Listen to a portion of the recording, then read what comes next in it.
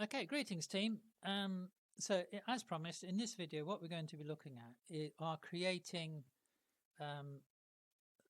forms that are not rectilinear, in other words, not comprised of kind of straight lines, right angles, so on. And the construction of these things, requires, frankly, a little bit of imagination. And what we'll also be showing you is how to construct these forms without having to rely on time-consuming methods of shading and changes in tone to suggest the form. So, yeah, in the world of professional design, as we've mentioned before, time is money. Time spent refining and tweaking a drawing using lots and lots of shading is time-consuming, and designers worked out easier ways of suggesting complex organic forms. So, as you can see, I'm using an old piece of paper that we had for a previous exercise. And we're going to be drawing on top of this. In the world at which I kind of operate, I like to think that the paper becomes more interesting the more that you draw upon it. And I like the idea that, old drawings, previous stuff kind of shows through, because at some level, what that does is suggest a kind of process of progression. So you have an initial idea, you develop it, you have more stuff, and all these ideas kind of bleed through the paper, and overall you get some sense in one piece of paper how an idea has emerged. Now, I'm not going to be kind of drawing more cylinders. I'm going to be drawing kind of more organic forms, and these kind of operate in the world in which I kind of tend to do these things in a very free-form sort of way. I may have a preconceived idea of what the thing looks like, but I'm more than happy to kind of let the pen work its magic and we work out something. So here we go. Let's have a look at seeing if we can kind of work out some kind of complex form. So, very often I find in life and in nature, ellipses and circles are a kind of great way to start, so you don't have to be too particular about them. You just kind of start. Ta-da.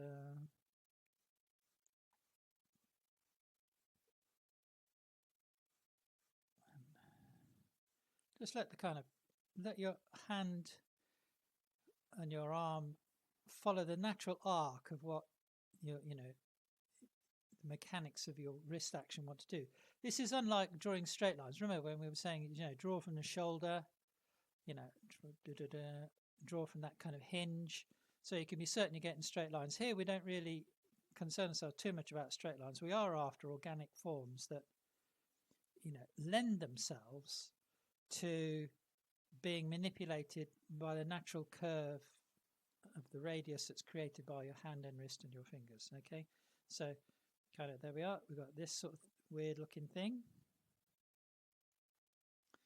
and at the moment I'm just kind of sketching out using, as you can see, very loose construction lines. I'm not really too bothered about yet how they're all going to fit together. So I'm just kind of creating shapes.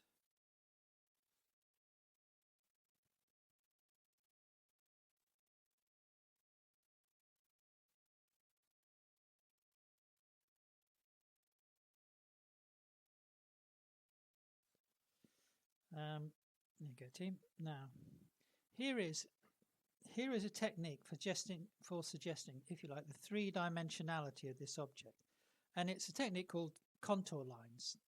And the idea here is to suggest the hidden construction that lies beneath this surface. Okay, so we're drawing, what we're drawing now is a kind of an exterior profile.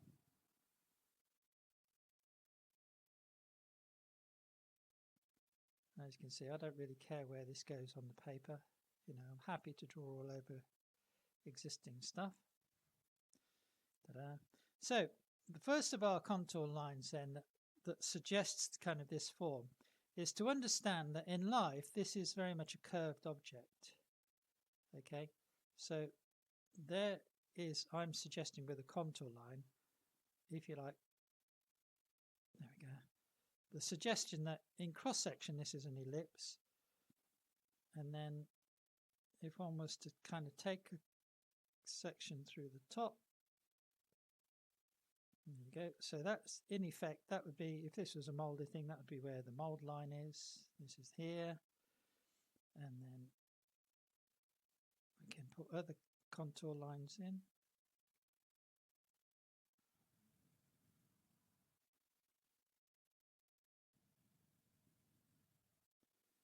Okay, team. So a way to think about these, if you like, these are the invisible struts inside this thing. If you think about, say, the keel of a ship, you know, these would be the ribs that suggest the curved form. And we can put other curved lines in there.